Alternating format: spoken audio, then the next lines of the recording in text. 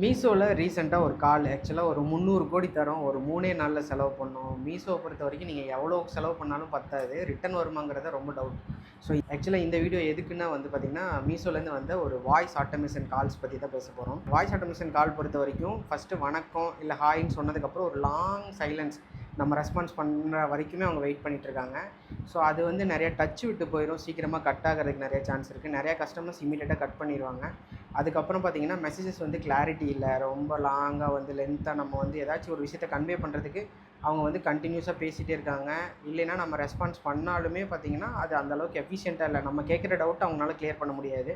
நமக்கே தெரியுது ஆட்டோமேஷன் சொல்லிட்டு வேறு வழி இல்லை, நான் வந்து லிசன் பண்ணி தான் ஆகணும். பட் உங்களை பொறுத்த வரைக்கும் இது யூஸ்ஃபுல்லாக இருக்குமா அப்படிங்கிறது எனக்கு டவுட்டு தான். இந்த விஷயத்துலேருந்து நம்ம கன்க்ளூட் பண்ண விஷயம் என்னென்னா, ஹியூமன் டச் கண்டிப்பாக மிஸ் ஆகும்.